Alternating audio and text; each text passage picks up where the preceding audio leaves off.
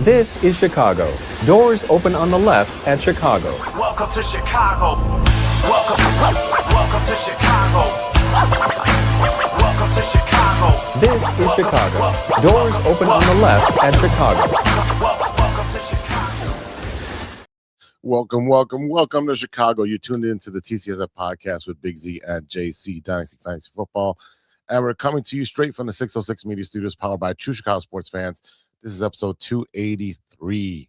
Well, what are we calling this episode? I already forgot. What are we calling this bad boy? Heartbreak in Chicago. Yeah, that's what we're calling it. Tears. Yeah, tears going down my face. Yeah, man, we're fired up to talk about everything that happens in Chicago sports and what makes Chicago great. So remember to swing by 606 Media, your ultimate source for all things Chicago. Go to 606media.com and snag your official TCSF podcast t-shirt, or check out our exclusive For the Love of Sports merchandise line. Show off your Chicago pride. If you're watching on Facebook, YouTube, Twitch, go ahead and subscribe and leave us kind reviews. Throw some kind thoughts on the comments. Shoot us up, share it, do all that kind of stuff. Doesn't cost you anything, and it helps us out. But if you do want to get involved, I'm going to put the link for you to, have a monthly subscription at anchor.fm/True Chicago Sports Fans, and as little as 99 cents a month, you can help us out to keep the conversation going. And again, we have multiple podcasts on 606 Media. You got No One on the Weekend, we got Imposicated, and we got True Chicago. So tons of content for you on a weekly basis. Go ahead and check out all of those shows, subscribe, and let us know what you think. So this week, we're going to talk about the Chicago Bears coming up short at the Soldier Field on the lakefront on a cold one. We'll talk about that, break all those things down, those nuances, everything we saw, everything we felt, and everything that Chicago is feeling at the moment. And then we'll talk about the Madhouse on Mattis report. We'll talk about the latest on Chicago and Blackhawks, Chicago Bulls and Blackhawks. And then we'll talk a little baseball at the end to finish out the show.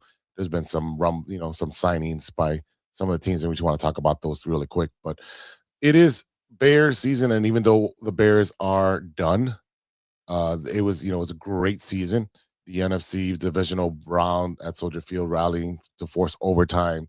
The Rams narrowly defeated the Bears 20-17 on a 42-yard field goal by Harrison Mevis. And Los Angeles is going to play Seattle in the championship game for the NFC. Dude, it was a crazy comeback on a miraculous late touchdown for Caleb to Komet, tying the game with under 20 seconds left in regulation. Looking at the numbers, Caleb was 23 for 42 for 257 yards, 2 touchdowns. One of the most notable crazy plays in the last 10 years that I can remember. But you're also looking at the amount of interceptions that he had, right? DJ Moore did end up with 5 receptions, 52 yards, and a touchdown. The defense recorded 4 sacks. Loveland, he had 193 yards in 2 playoff games. That's the most by a NFL tight end, rookie tight end, since the 1960. And he had to exit with a concussion. That's probably why Cole Kmet caught the pass in the end zone.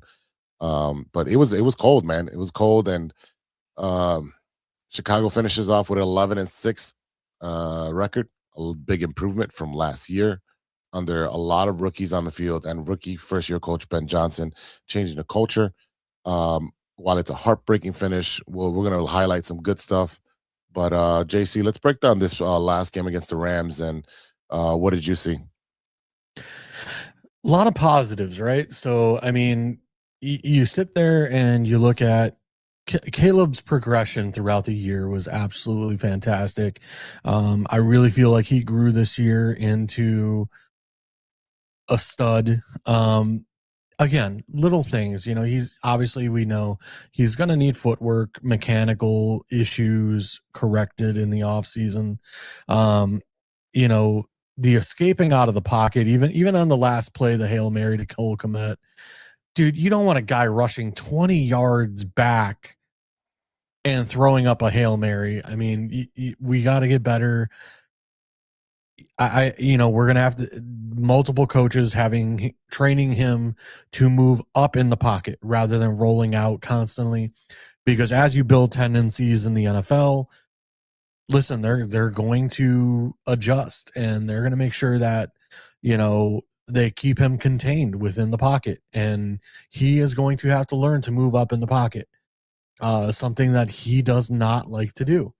So, like I said, little things, but overall, and Ben Johnson alluded to it today in his press conference, is that from preseason to last game, the amount of growth that he has seen in Caleb Williams is absolutely fantastic. That is something that, we are as fans hoping for, looking for, the understanding of the playbook, the understanding of when I give you something, you're able to execute. Another thing I love, and we've seen with quarterbacks of the past with Mitch and with Justin, Caleb this year absolutely reduced the amount of sacks that he took. And I understand people bash him for his completion percentage, but even like last night when you watch the game,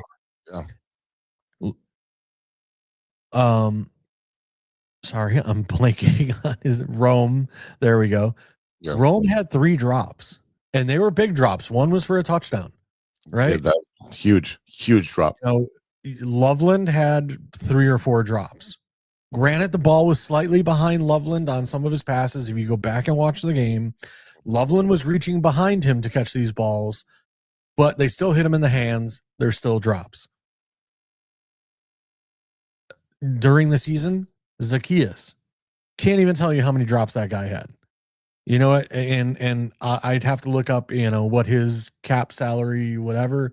But I don't know if Zacchaeus was on a 1-year deal. If he is, I don't see us bringing him back, because there are so many other slot receivers, wide receiver 3s, wide receiver 4 players that we can bring in that can catch a freaking ball. I was high on Zacchaeus in the offseason when I was watching him in camp, because I was able to attend camp twice. I loved what I saw from Zacchaeus in camp. Okay. I don't know what happened once the game lights came on, whatever, the dude could not catch. I can't explain it. So like I said, a lot of great things to be happy with the Bears. Yeah, there is lots of Sharon chiming in, go Indiana 9-0. I just turned around right now. I don't know what yep, it is 9-0. Well, so yeah, go Indiana. Hey, Ivan from The Tape Never Lies is joining us. And 1 second. Yeah, I got you. Let him get settled.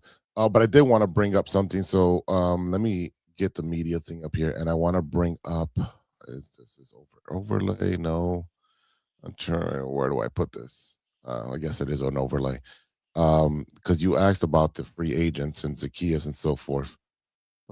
Yeah. So I could go over some of the free agents if you like. Yeah, I got it. Yeah. CJ Gardner-Johnson is going to be one of them. It's on the screen for you. There you go. Yeah, it's on the screen for you. Let's see. Yeah. So our biggest ones are going to be Brisker and Byard, on the defensive side. Andrew Billings, he's gone. He has been getting absolutely trounced. He has been horrible on defense. He's up there in age. Granted, he's on a low salary. We're only paying him like $3 million a year. So it's one of those, like, do you bring him back on a low salary? Maybe. I personally wouldn't. Case Keenum, I think, was brought in to help Caleb, get better, and from even like a film standpoint or whatever. I don't see us spending money on Keenum again. I could see us going with a younger, say 7th, 8th, 6th round quarterback, like a project quarterback. Again, Zacchaeus gone in my opinion. Chris Williams, I could live without him. Jonathan Owens, I don't know. I'd have to look and see what we were paying Owens. Looks like Zacchaeus, we were only paying $1.5 million. So, I mean, I guess for as many drops as he had, $1.5 million is not a terrible cap number. Let's see. Jonathan Owens, what were we paying you?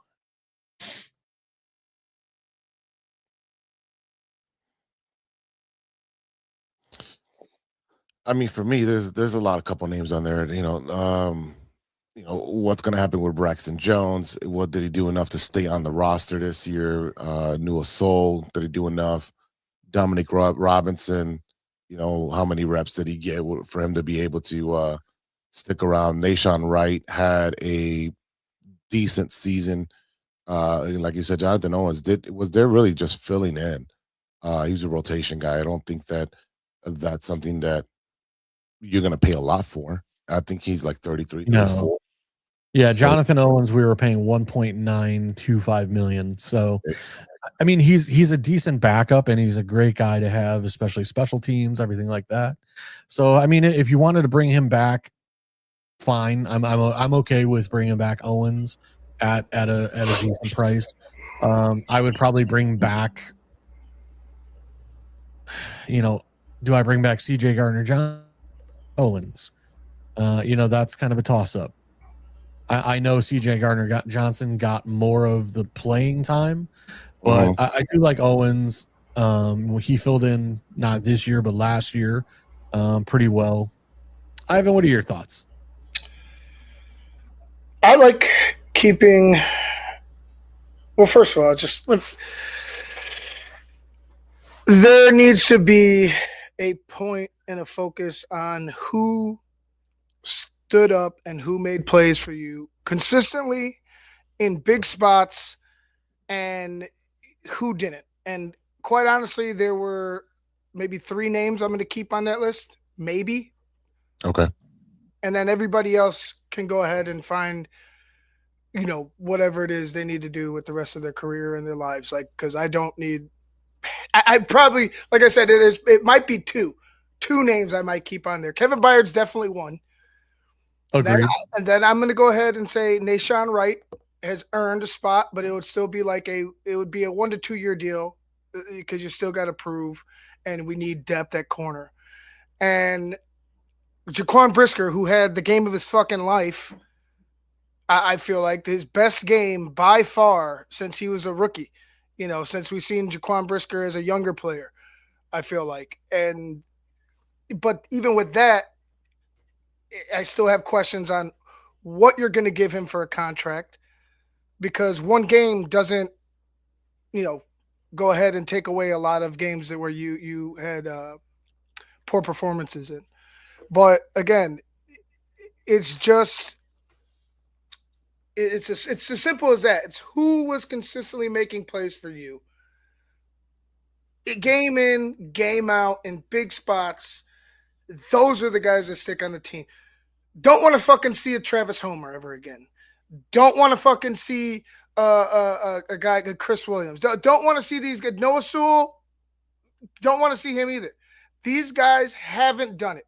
They've been allowed. I mean, they've had these streaks, maybe just a quick flash, and then they're gone.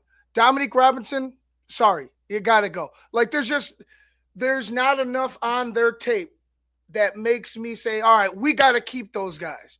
Like, it's just not. Zacchaeus, sorry. Like, I mean, we're younger at that position.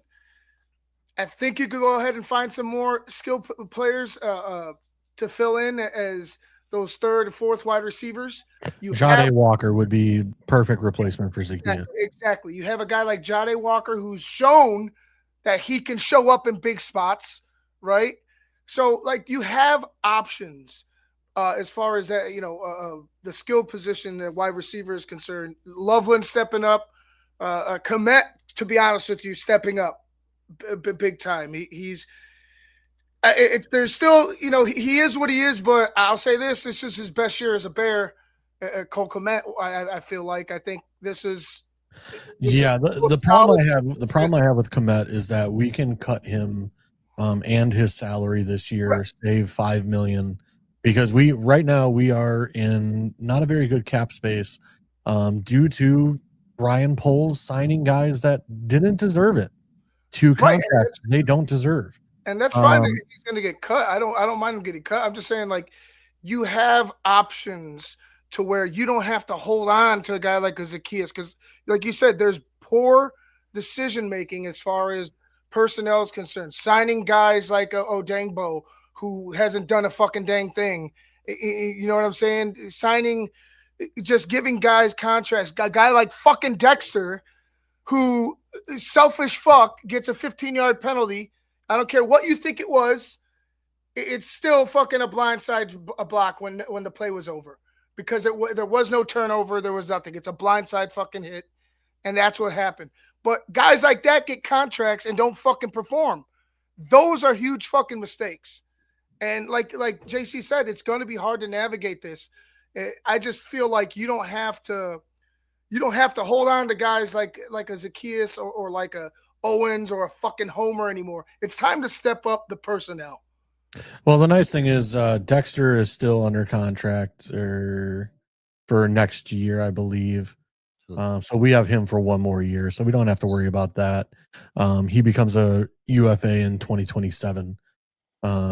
So Dexter is only making like 2.1 million. So the production we're getting out of Dexter, I'm not mad at it. The Noah Sewell, no, I'm not keeping him. I know he filled in. I know he was our third linebacker this year. I know he played well enough, I guess, to be the starter or your third starter. But to me, who was the guy that we had? Jackson, was it? Yes. I'll pull it up for you. Yeah, I'm in our cap space and I'm trying to look it up. But I mean, I would keep Jackson over Sewell. We have Ruben Hippolyte, who granted was a rookie this year. So he probably needed a little bit of education in the NFL versus, college football. So I'm hoping Hippolyte next year can take a huge step forward, although Sewell is actually younger than Hippolyte. Noah Sewell is 24. Hippolyte's 25. However, Hippolyte, I mean, he was like a combine workout freak. He was extremely fast. He can play sideline to sideline. Something Noah Sewell could not do. So again, I'm hoping next year Hippolyte can take a huge step forward. Right? We were talking last night on the post-game show, Austin Booker. I'm ecstatic about his improvement this year. He's definitely stepped it up. Yeah, definitely. Correct. One of those guys that to me, like, we're paying Deo, and for what? Unfortunately, there's not much we can do. I'm sitting here looking up his contract. A potential out in 2027. But he's going to be with us next year for a cap hit of 20.5 million. And nothing we can do about it. Well, Dennis had his guys' work cut out for him. If you're going to be working with guys that are getting paid big bucks, they've got to be able to produce. This draft is going to be littered with fucking. It's going to be defensive fucking sit, in my opinion. Maybe you sprinkle in a offensive lineman in there, but it's got to be heavy defensive focus, in particular at the line of scrimmage. Pass rush. It should be your first 3 draft picks. If you could accumulate in, let's say, a trade or something like that, let's say they, God willing, could find something for Max Crosby where it doesn't hurt you. Awesome. You added a pass rusher. But even that, whatever pass picks you have when it comes to draft time, you have to have at least 3 of those first picks be defensive players. You know what I'm saying? Like it needs to be the focus of the offseason because I believe in the offense. I believe it could grow. And I believe that free agents will look to want to be added here, come free agency. But you want to put this in motion. You want to get this machine going where you got youth coming up. Maybe you add some veteran talent through free agency, and you get this thing really cooking. Because I feel like just the constant misses on defense throughout the years, and injury has been a part of it. It's fucked us. Like, let's be real. It's fucked us. I mean, one stop, we could call it a bad play by Dennis Allen, going ahead and going on an all-out blitz with a veteran quarterback like Stafford. And then, of course, Puka Nacua is the guy, right over Gordon, who just turns around and picks up the first down to pretty much seal it for the Rams. there needs to be better talent on the defensive end. I believe in the offense, but the defense needs to be the focus. Get nasty with these guys. Find some dogs. Yeah, I mean, let's be honest. We also had, Kyler Gordon coming back from injury. Jalen Johnson has basically said, like, I'm still not 100%, but I'm out here for my guys. I assume Kyler Gordon, same thing. We watched him last week against the Green Bay Packers. Kyler Gordon was clearly against the Green Bay Packers a liability, but this week much improved. Played much better for us. So secondary wise, yes. Do I think we could use a second corner, whether that's Nashawn Wright, whether that's Stevenson, whether that's a guy that we draft next year? Yes, I think we could use an improvement at cornerback 1, and Jalen, as he's aging, Jalen is 27, and on a big contract. Can we get younger at the position? Can the coverage get better? I do think so. But my overall in our draft, it has to be the trenches. It has to be the defensive tackles.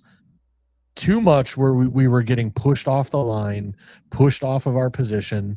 The gaps were too big in the run game. We need to get stout on that defensive tackle and defensive line, in my opinion, and that will help your secondary improve as well. Yep. Oh, we got a comment here. We need to get younger, faster, create some cap space by moving. Was it Truman? Trade more. Tremaine. Oh, Tremaine. Move on to restructure Sweat, and we need angry players. Great take. Great take. Sweat at 30 has not looked the same. Tremaine Edmonds, we are. Look, let's see, 2026. Let me look up the dead cap space because I just want to be clear on this. We can cut Tremaine, right? We owe him 17.437, so call it 17.5 million.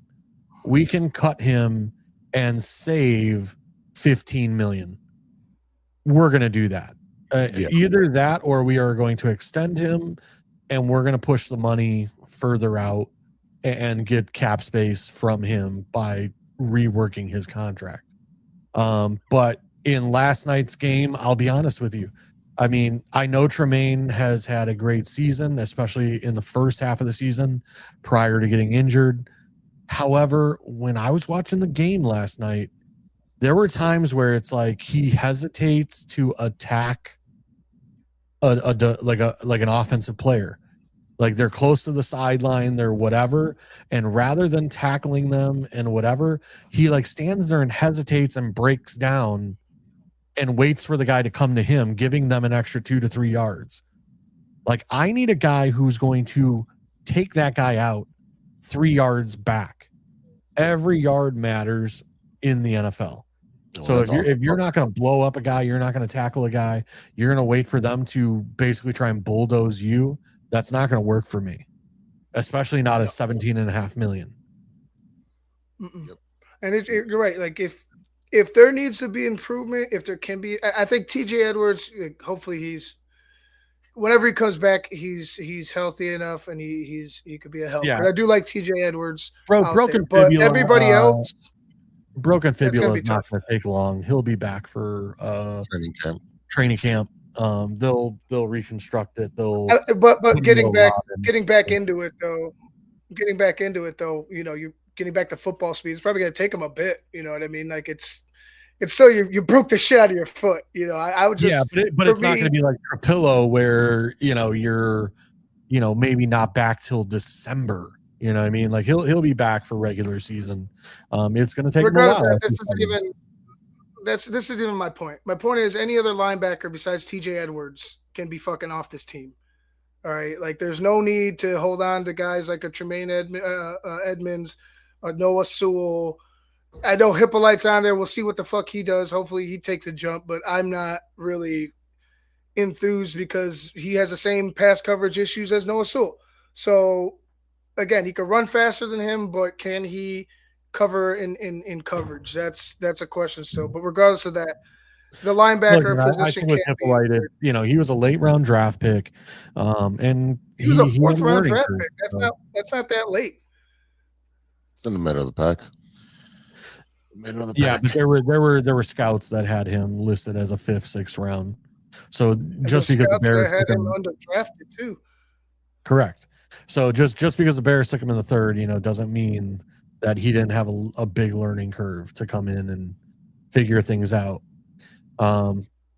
That said, I mean, look, I think Hippolyte can definitely fill in for Sewell for sure. Is he going to be as good as Edmonds or Edwards? No. But can he play Sewell's position? I hope so.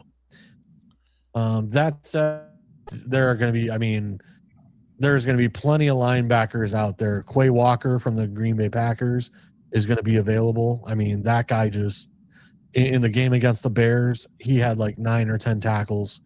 I mean, he's just everywhere, making tackles in the backfield. I think he might have had a sack against us in the last game. So there's plenty of people out there. It's just a matter of if we have the cap space. And right now, there's going to be a lot of tough decisions. We'll see if the cap gets extended again, like it has the past however many years. Maybe giving us a little more wiggle room. But as of right now, I'm trying to find it. We have $3.6 million in cap space for next year.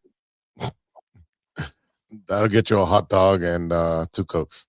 That's yeah. That won't resign Brisker. That will not resign Byard. That won't resign anybody. So like I said, we're gonna have a lot of work to do. But looking at some of this, like Zach Pickens, a defensive tackle we took, I don't know how many years ago, gone in my opinion. Amagaje, the tackle that we took a couple years ago, gone. Like, we have Theo Benedict, we have some of these guys. Why are we keeping Amagaje?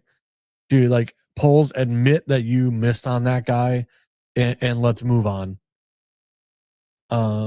Yeah, just again going over, Cairo Santos. Do we need a kicker for $3.7 million? I would bring in some competition and see what we get. I've been saying that for years that, bring in some competition for that guy.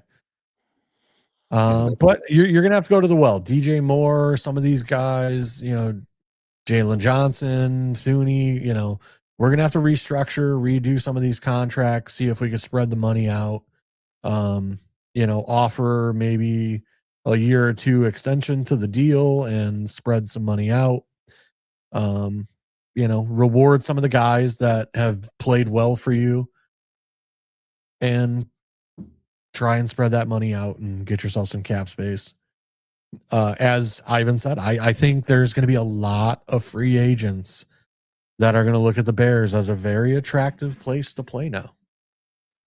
And maybe they take a pay cut, just a little bit, just to play with this amazing team that is on the up and up. JC, we're 21st in cap in the NFL with 3.692. You're right. Yeah, that's not enough. So a lot of these stuff that is going to have to get restructured. There's going to be a lot of players, a lot of veterans are going to be available, but those price tags are huge. I was looking at the edge rushers that will be available. That is way too high, asking for 18, 19, 20, 25, 30 million, like Trey Henderson. He's 29 million. We can't afford that. Khalil Mack, he's 35. I don't think we want somebody that's at the end of their career like that. Joey Bosa, another big name, another 12 million, 30 years old. You're looking at, who's the other name I had up here? I mean, there's a bunch of names up here for that. And then also I was looking at linebackers, as you guys were talking about linebackers. They're kind of old. Demarius Davis, Levante David, Bobby Wagner, all mid-30s. Kenneth Murray from Dallas is 27. 7.7 price tag. Another young linebacker I was looking at, a Cole Holcomb from Pittsburgh. Another one would be Quay Walker from Green Bay that you talked about. He's 25 and only making 3.4. So you can spend some money once you restructure these contracts. When can you do that, JC? When does that first happen? Restructuring, it's going to happen like March. I mean, you could definitely approach guys now and, you know, start talking about it. But really that will not get going until like March, April, in the way of, you know, cap stuff, because they're going to want that all done prior to free agency so that they know what they're going to have available and Right, to the what they can draft. spend. Yeah. Yeah. But, you know, like I said, there's a few guys off the Packers team that I would love to have. Quay Walker being one of them, and a wide receiver that I know the Packers are down on. But Romeo Doubs, I mean, he played really well against us in the playoff game, and I don't feel like he really gets the credit he deserves. And I know he's had some attitude issues, but you know, if there's an instance where, and I don't want to say this out loud, but if there's an instance where we move on from, you know, DJ Moore and say maybe we trade him in a package for, you know, a Max Crosby or something to that effect. I mean, there are wide receivers out there like Romeo Doubs that, you know, could come in and potentially, you know, either Luther Burden be your wide receiver 1 and, you know, Romeo Doubs be your wide receiver 2 with, you know, but there's plenty of things to do out there. It's just a matter of, hey, are we going to trade guys? Are we going to extend them? You know, are we going to restructure their money into signing bonus and then things of that nature? There's so many ways to manipulate the cap, but there's going to be work in the front office to get things done. All right, before we finish up with the Bears for today, I wanted to, you know, focus on something positive, and I wanted to talk about all the rookies that were drafted and were able to contribute this year. You're looking at, you know, like you said, your wide receiver rookie room, right? You had, I'm trying to pull that up for you real quick. You know, I mean, obviously we had Colston Loveland showing out and coming out. We got Roma Dunze. You had Manungai. You had, you know, 3 guys right there that made a huge impact so quickly, being rookies and not being scared to rise above. I'm sorry? Rome's in the second year. Yeah. So, yeah. Well, You mean Luther Burden is what you're talking about? Yes, Luther Burden. Yes. Yeah, Luther Burden is the one I was trying to reference. Yes, thank you. Yeah, I mean, but again, there's a lot of rookies on this team that, you know, are coming up with Ben Johnson through that system and have not shied away from, you know, putting some weight on their back and carrying that team. And Loveland being the face of the rookies, it's going to be a great sophomore season for these guys if they continue to grow. Thoughts on that, boys? No, I mean, look, I don't know if it was Ben Johnson working with Poles, if it was, you know, the scouting, but we had a fantastic, absolutely fantastic draft last year. You know, I was personally, I was down on Loveland, just because I really thought edge was an issue, and there were a lot of edges available in last year's draft. I really thought that was the route that we needed to go, but they made the right decision. Loveland is an absolute game changer, will be an absolute game changer for years to come. That said, does our defense absolutely need an overhaul? Yes. You know, I don't know if you guys remember during the draft, I was sitting there screaming about Jahad Campbell, who had fallen to the Eagles at like 28-30. And I kept screaming, like, where is Poles? Why is he not trading up? Like, go get this guy, like, to be a linebacker. Because here we are now. Like, if we had drafted Jahad Campbell, we would be able to move on from Tremaine Edmonds, no problem. However, that said, you know, at the same time, Luther Burden is a guy. So I'm not mad at Luther Burden being the draft pick either. You know, I think it's a matter of Poles knows what he wants in his offense by, or Ben, Johnson knows what he wants in his offense. And he told Poles, these are the guys I want. They are game changers. And to me, like I know Luther had a fantastic season for a rookie. I can't wait to see what he does next year. I think all arrows point upwards. I kept saying all season long, the talent we have on offense, something's just we're not clicking 100%. And if we can ever get there to 100% and put 30 points on the board every single week, that will be absolutely magical. And I cannot wait for it. Ivan, final thoughts before we move on to the madhouse. Yeah, you know what I'm talking about. And then you're gonna go off to your thing. We only just fucking begun, guys. Like the season has started. Like it's on now. I feel like if there's any doubt that this Bears team can't go out there next year and have a great season, I mean, not saying it's going to be like this one, but I think it's foolish to doubt them.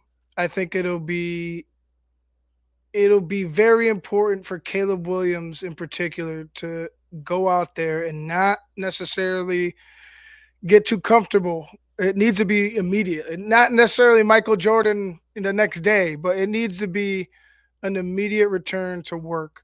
If this is what drives you and you said it's frustration, it's fire, well then the work in the offseason, the little things, the mechanics, the footwork, all that shit needs to be done, and it needs to be done consistently and throughout the entire offseason. Like you have to be maniacal with your workout process, with your tape watching. You should have every fucking mistake from that game on your TV playing nonstop all offseason because you can be better. Every one of these guys on this team can and should have been better that game. But it's not one guy. It was a team fucking loss.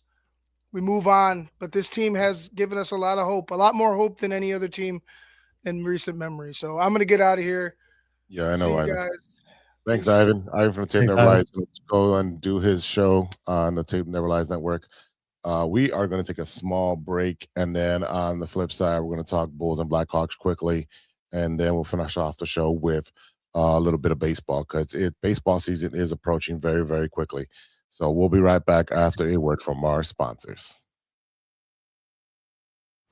Hey there, Chicago enthusiasts. Are you ready to take your fandom to the next level? The True Chicago Sports Fan Podcast has got you covered with some serious cool merch that screams Chicago pride. From cozy sweaters to trendy tank tops, we got it all. Show off your love for the city with our iconic red, white, and blue logo, or stand out with our exclusive collection for the love of sports. Whether you're lounging at home, breaking a sweat at the gym, or cheering on your team at a game, our gear is a must-have for all you diehard Chicago sports fans out there. Don't hesitate. Visit bonfire.com/store/606-media-store/, or simply just click the link in the description and snag your gear ASAP. Get ready to make some noise, show your pride, and embrace the Chicago spirit with True Chicago Sports Fan Podcast merch. Designed for you, the ultimate fan, for the love of sports. Hey guys, it's Steven. And this is Sean, and you are listening to True Chicago Sports Fans. Don't forget to listen to No War on the Weekend. New episodes on Monday. You can find us anywhere you listen to podcasts. Yeah, so we're going to go do a couple of shots. So let's kick it back over to Big Z. Back to True Chicago Sports Fans Podcast with Big Z. We got JC Dynasty Fantasy Football. He probably went to go pee. But I am here. And here. Just give me a second. Yeah, but it's time for the Madhouse on Madison Report, and the Chicago Bulls split the home and home with the Brooklyn Nets. Kobe White had 24, Dosunmu had 19, Vucevic had 17, 11, and 6, and Buzelis had 17. The only thing right now that you can paint as positive news with the Bulls is Buzelis is developing. Obviously we know the dunk highlights. He can fly pretty high and dunk on people. but I need him consistently scoring 15 to 20 points. Vucevic has had a resurgence here, whether he gets traded or not, or they extend him because there's rumors of him getting extended. I'm fine with it. If he finishes his career with us, I'm okay with that. But if you run the offense through Vooch, it'll be much better. I'm so sick of this run and gun, no defense, but that's Billy Donovan. I digress. I'm not going to go into Billy Donovan rant. Ayo has also shown out, has definitely shown what he can do. A little bit more aggressive going to the basket in the last couple of games. I've been watching him. Kobe White, again, he's very much like Zach LaVine. He's hot, he's cold, he's hot, he's cold. He's coming back trying to get rhythm with these guys, especially with Giddey out. I feel he's more comfortable. When Giddey is in, he doesn't know what his role is. So right now the Bulls are a complete conundrum of what the hell are we doing? And we've been going over this over and over. They are 20-22 in the 9th seed, which I think they're going to hang around from 7 to 11 for the remainder of the season. There's no way that the team is going to be able to climb all the way to the caliber of the Celtics, Pistons, Knicks, even the 76ers, and they're not even healthy. So there's rumblings of trades. I'm not even going to get into it because it's all speculation at the moment. We got a whole month before the trade deadline, and I don't know. For me, the Bulls are just stuck in the middle. They're just stuck in reverse. I don't know what gear it might be because it's just bad. Yeah, I mean, look, I know you just said that there's rumblings that we may extend Vooch. I mean, honestly, like if we can't trade him, then you might as well extend him and have him finish out his career. Because at this point, like it's one of those where, I mean, unless Vooch absolutely doesn't want to play for the Bulls anymore because he's tired of playing in mediocrity. I mean, the bottom line is we're not getting any better anytime soon. We don't have the draft capital to, I mean, we have draft capital, but it's not like we have multiple, picks or anything of like that nature where we can really turn this franchise around. And we don't have the talent to really entice a team to trade first round picks to us in order to, really fix our team. Kobe White, he's averaging 18 points a game. That's fantastic or whatever for the Bulls. But for a team that's going to give up a first round pick and hope that he's going to help them win a championship, I don't think that's going to happen. Buzelis and Giddey, yeah, you could probably trade Giddey and get a fortune. You could probably trade Buzelis and get a fortune. However, those, two guys, it's like those are the guys that you kind of want to build around. Ayo, in my opinion, like you said, I've kind of been iffy on Ayo just because of his injury history, and then it's he's kind of one of those guys that disappears at times. However, he's going into a contract year and he's putting together some tape to basically say, hey, some team out there come pay me, whether it be Bulls or another team. Ayo is trying to put some tape out there to get paid. Yeah, he definitely is. And again, the Bulls have a lot of individual talents, but they don't have the talents that are meshing together. And again, for me, Billy Donovan is not the coach that will take us to the promised land. He is a place setter. Yeah. They did that in OKC. Once they started getting good, they're like, bye, see you later. He can't handle veterans, in my opinion, that he can't handle veteran players. You've seen what happened with DeMar, with Zach, the issues there. It's not a recipe for success. And until they clean house from top to bottom and say, hey, you know what? We're going to do a hard reset. No more of this half-ass resets. Giddey and Buzelis are going to be our future. We're going to build around that. And we need players that are going to be in the building that continue to support this. And it's going to support an offensive coach that can do that. Go hire some, like a GM from these winning organizations, like your OKC. Go hire somebody from there. Go hire a coach out of maybe Steve Kerr's tree. Someone that's been developing under him. Someone can build an offense. We don't have that. And I know the NBA's all offense, no defense until the last 2 minutes of the fourth quarter. But you know what? When we had a defensive coach, we were pretty good. We shut down teams with max effort. There is no max effort. and you can't trade your bust in Patrick Williams. No one wants him. They've been shopping around. No one wants him. That stupid a contract and his lack of a motor, a lack of rebounding, Lack of everything. lack of everything. Yeah, and he had a couple games with a couple threes, but I'm like, yeah, whatever. I'm sorry. He averages 18 minutes a game and 6.5 points. Yeah. That's terrible. That is terrible. Rebounds, he averages 2.9 rebounds. Assists, nothing. Steals, nothing. Blocks, nothing.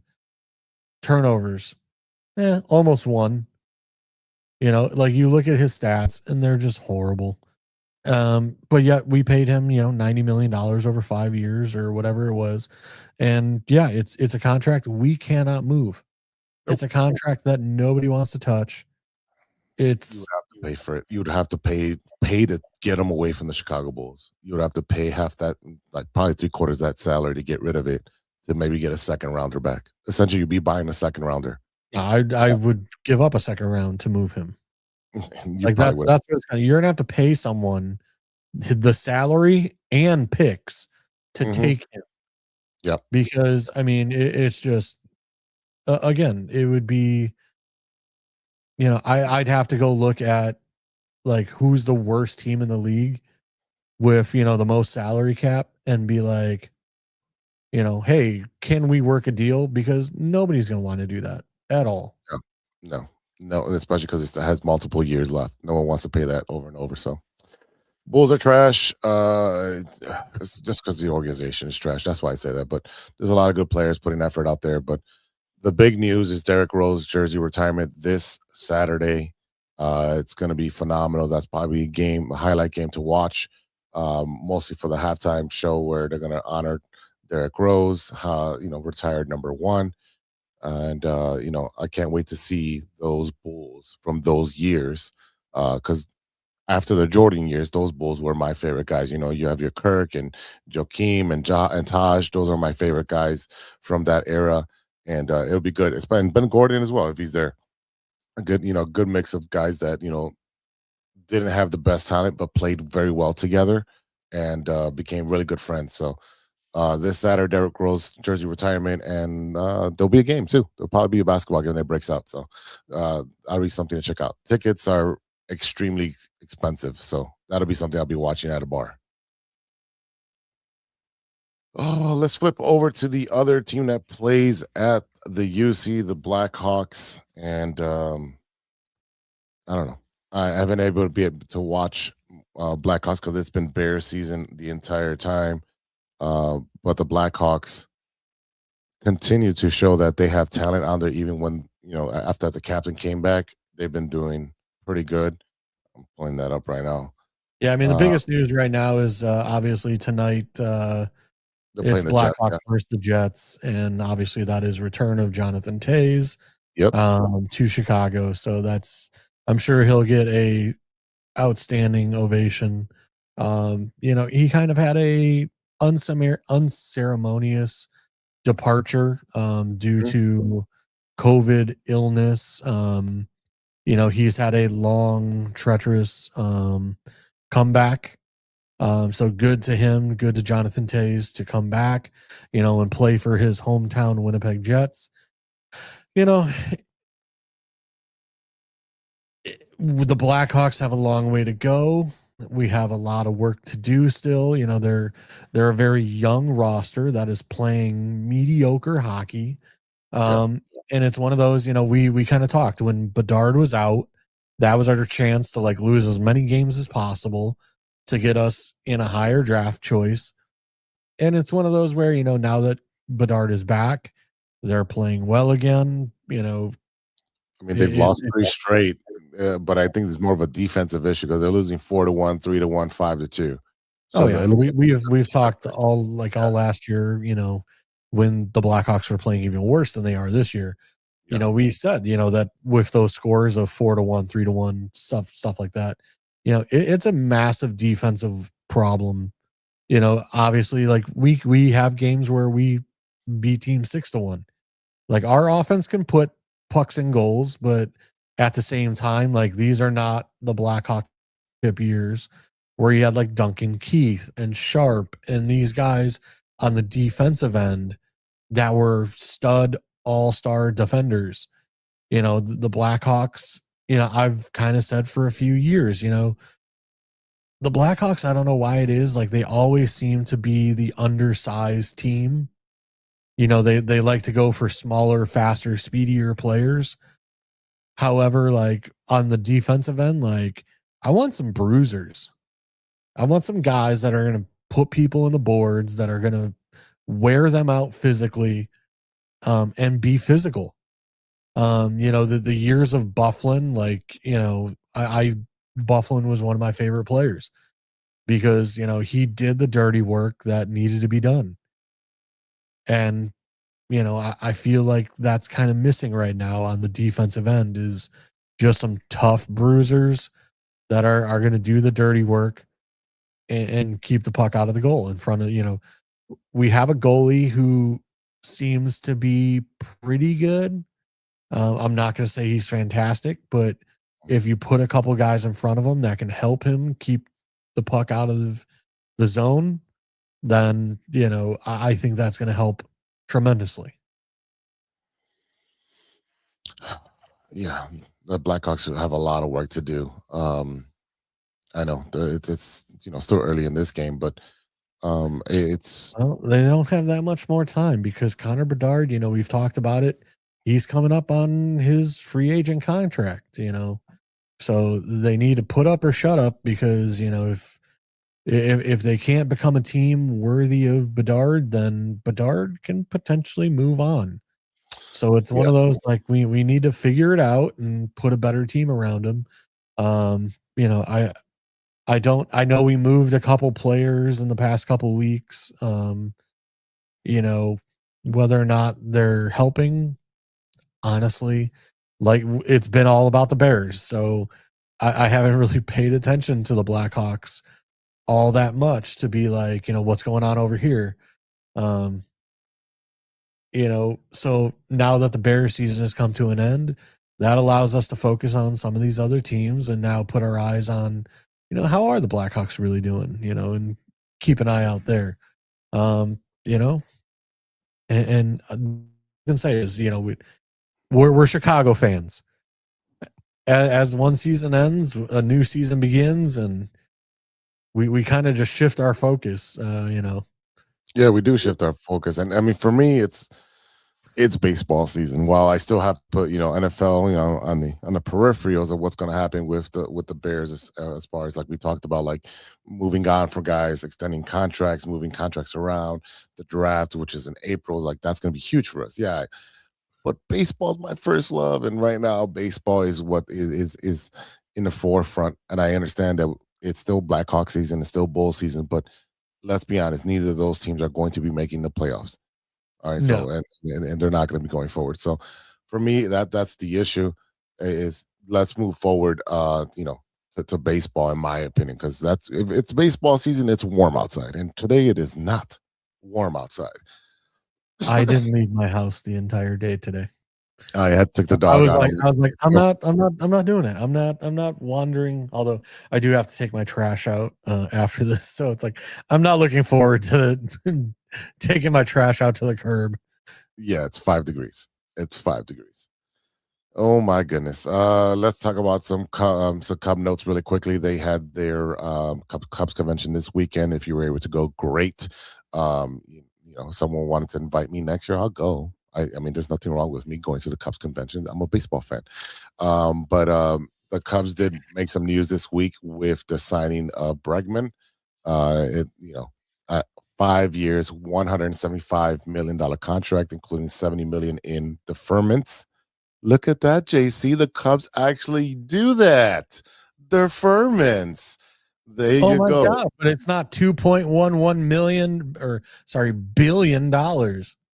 I'm sorry to everyone out there. You have to understand that I believe the Dodgers are ruining MLB. Oh, I got that. I believe that, you know, in my personal opinion, the MLB has now become my fourth favorite league.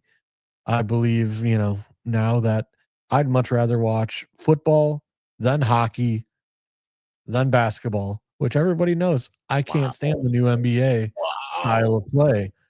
And frankly, now like baseball is last to me.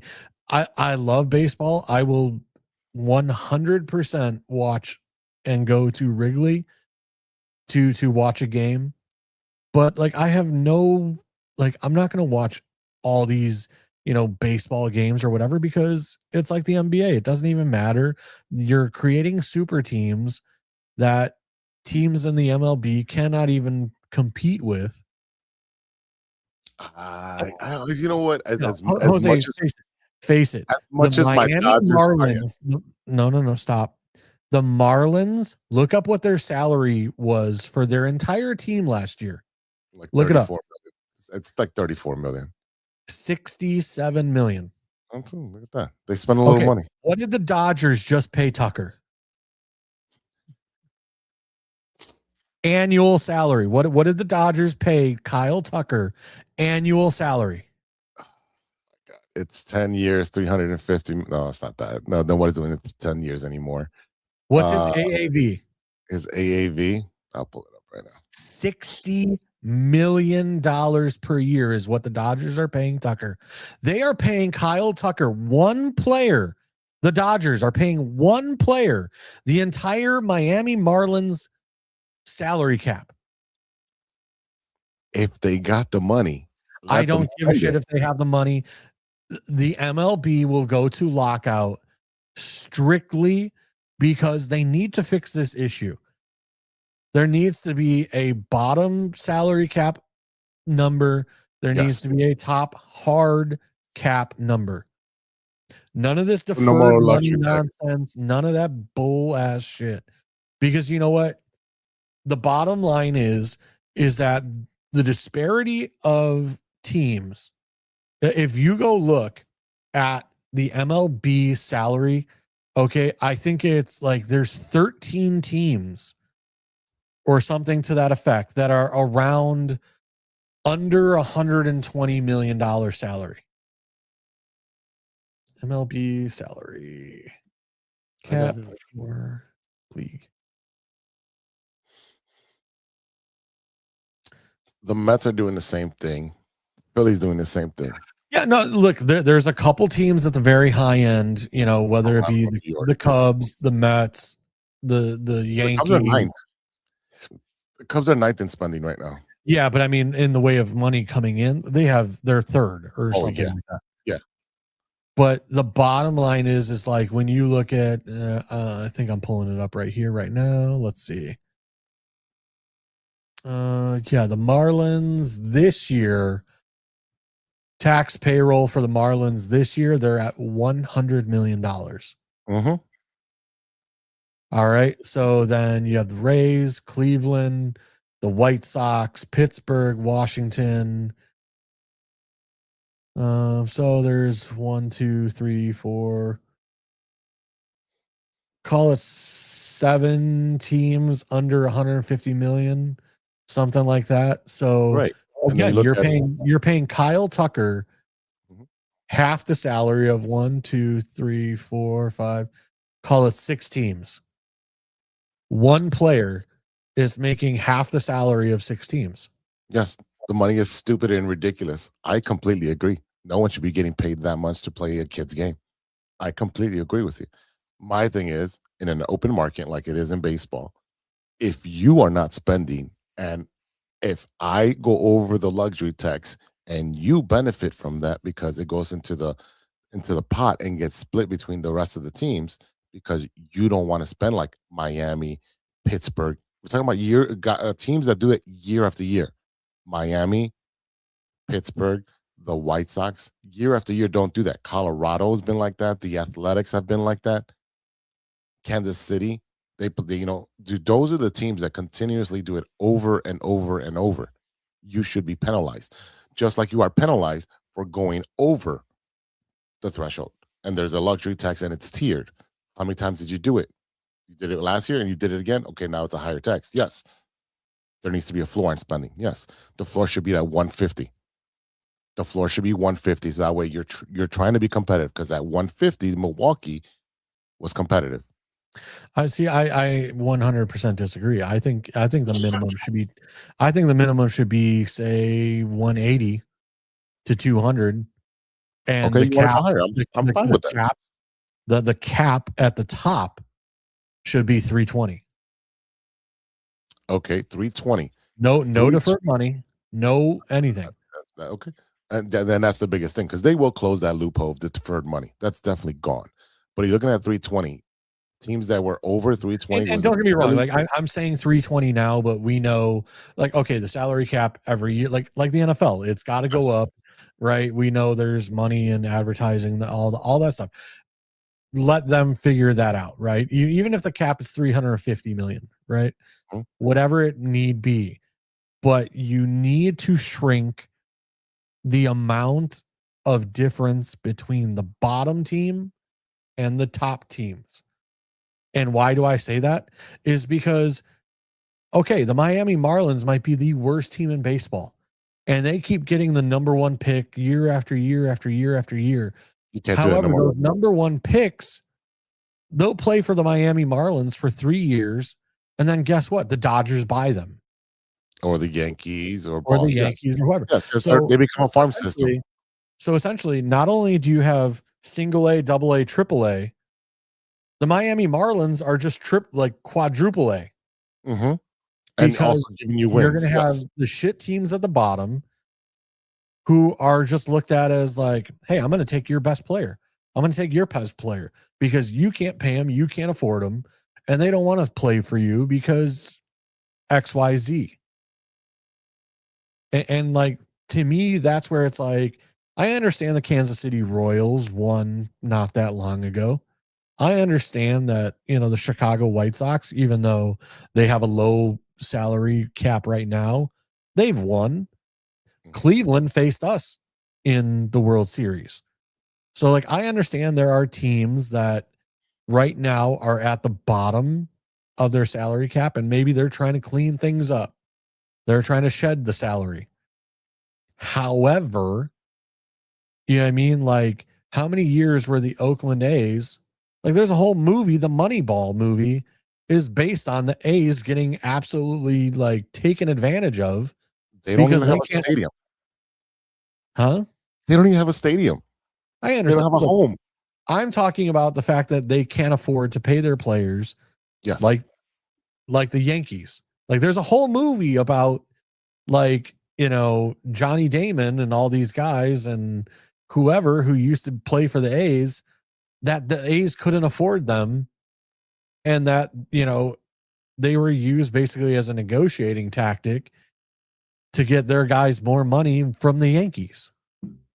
Yeah. So again, I'm just at the point where something needs to change where it makes it more competitive. Because again, when you have one team, I said I completely agree with you. I'm just laughing at the absurdity of the money that's being spent, and it just so happens to be my second baseball team. But I agree with you with everything you just said. Now, here's the thing: what if during this collective bargaining, and it would never happen? What if you are 28, 29, or 30th in record at the end of the year, you get deregulated to AAA. And a AAA team that won the thing is that it's hard to do that because they're not independent. I was going to say, this is not soccer. Like, it's never going to work. No, that is what it would be. But, there's got to be some kind of penalty for continuously being at the bottom. And there's got to be a penalty. But it's like anything else nowadays. It should be like no longer spending this money. Yes. Right. However, the new thing is that, there's no single owners anymore. Like with a lot of these team purchases now, it is like a conglomerate. Yes. So, like, honestly, I could see where it's like some of these teams, they're going to be owned by like companies like Nvidia and GE and Microsoft and whatever, that like you're going to have companies that own not just individual billionaires, but like it's going to take businesses and banks and multiple sources to go against this issue. Because think about it. The Chicago Bears, what do the McCaskies do other than own the Bears? Nothing. So it's like, if this were baseball, the Bears would not be able to afford to buy anyone because they don't have billions. Like, yes, they're billionaires on paper because they own the Bears, but it's not like they're billionaires because they are rich outside of being owners of a sports team and they have a company behind them that is worth billions of dollars as well. I believe there's maybe a handful of owners that completely own like 50, 51% of their team. Like a handful in baseball. Yeah. The rest of them are, like you said, it is a group of owners, like, you know, Alex Rodriguez and his group of people. You know, they're trying to buy Minnesota, or they did buy in Minnesota, whatever. You know what I'm saying? You have that now. Oh, we're putting a group of guys together. And yeah, we're gonna buy this team. Okay. And again, and if you're saying that you're gonna have companies buy teams or a portion of a team, they're gonna be looking more at the bottom line rather than winning. They're gonna look at what's my return financially rather than what it is winning. Because when it's a single owner and he bought the team because he loves baseball and he wants to win, Steve Cohen, he'll put his wallet down and spend. Right? That's what happened with the Mets. If you look at the, you know, team like, I don't know, Los Angeles Angels, you know, it used to be owned by Disney. Now it's got a single owner, but he doesn't spend any money. And if he does spend money, he spends stupid money. You know, Anthony Rodon got cut. He played maybe like 60 games on a 10-year contract. Like, it's just stupid. Just stupid. So you have all these different things. So like I said, I don't know how we're gonna fix MLB, you know, but like I said, I know for this, and you know, there was rumor that was Ian Happ that came out and was like, well, the players don't want a lockout. It's like, it doesn't matter what the players want. Like, it's gonna be these owners going against the Dodgers saying enough is enough. Like, it's ridiculous. It's like, again, there has to be some sort of hard roof ceiling of what you can do. yeah, there does. You can't kind of make it like hockey. You can't just shell out $2.11 billion per year in salaries, but yet you don't pay it for 30 years. Like, that's just it's I don't want to say I agree with you, but it's been going on since the beginning of baseball. It's just it was at a smaller level, and the right. Dodgers And look, I understand like the whole Bobby Bonilla thing, and you know, it's the hilarious thing that the guy still is getting paid, you know, whatever, however many years later. Yep. But like, the Dodgers took it from one thing and they took it to a whole new level to where again, and I'm not saying, look, Toronto nearly beat the Dodgers, right? Like, they nearly beat them. Yeah. However, the Dodgers now have Tucker. They now have whatever. And it's like, who's next? Are we going to, are they going to sign, I don't know, name a big time player, you know, cause like I would name a player, but it's like, okay, they've kind of fallen off. No, if they trade for Skubal, that'll right. be Okay, insane. yeah, that's one of the names that I've been hearing recently. Yeah, and then they just signed the top 2 California prospects in the international market. So they just signed those 2 players from the Dominican Republic. So do they draft well? Yes. Do they sign international players very well with great scouting? Yes. Do they bring in their own revenue? Yes. Have they already paid the Ohtani contract with revenue that came in 1 year? Yes. So when you're looking at their business model, it's phenomenal. Is it ruining baseball as far as the way they're signing players? Absolutely. Absolutely. Yeah. No, I agree. I just think the issue for me personally is that you have a team that, quote unquote, on the books is paying 4 times the amount of salary, because their tax payroll is $413 million, and the bottom team is paying $100 million. So you have a top team that's paying 4 times the amount of money as a bottom team. And it's one of those where it's like the Dodgers, they're like, we don't care. Payroll tax, whatever you want to charge us, whatever, we'll pay it. We don't care. But the bottom line is that the problem I have is that you are creating a quadruple A farm system for like the top 5 teams. Because again, you have crummy teams that, yes, they get the number 1 overall pick. They're going to play for the Miami Marlins they're going to be in AA, AAA, and then by the time they come up, anymore, you don't get the number 1 pick with the worst record anymore. You can go for you if it happens once, you get you're up there. If you're at the bottom again, you get the highest you can get is a number 10 pick. It's anti-tanking, so they've got that in place now. So see, which to me is also like a weird system, because if you take a team that is absolutely at the bottom of the barrel that can't compete, and then now you're taking away the number 1 pick, and I don't like the fact that teams tank. Hey, maybe you make it a financial, whatever over, the pick.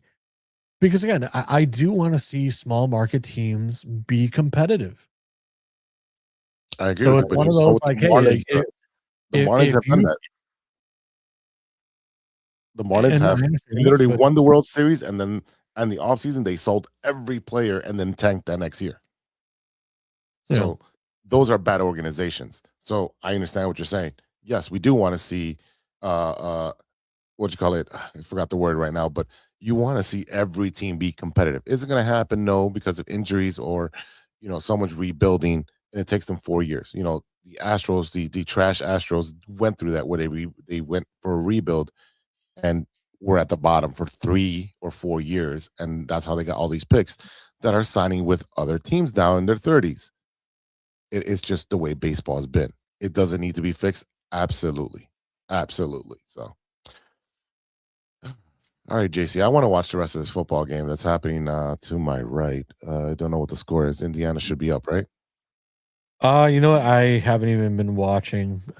But college. What is this? Something about Caleb and PCA? Oh yeah, they've been wearing. They're at a Blackhawks game. Yeah, they're boys.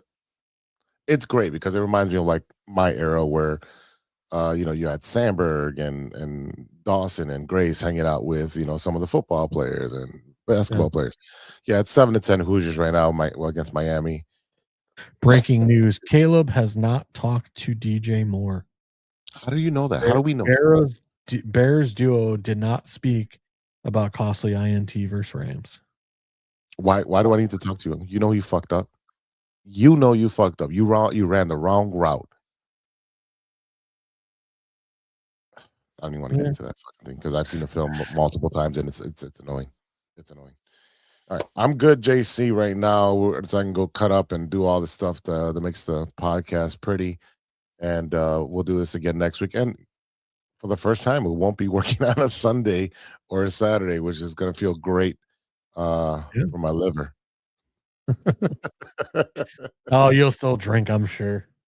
Oh, not to that extent. Not to that extent. No, not to that extent. Yeah. I'm also done coaching bowling, so like I'm gonna have more time for myself to work on other adventures with the podcast. So I'll be doing a lot more of that stuff. So, all right, y'all. That is it for today. A big thank you to Ivan from the Tape Never Lies for the entire Bear season, sticking with us and doing all the live events and jumping on Mondays when he can.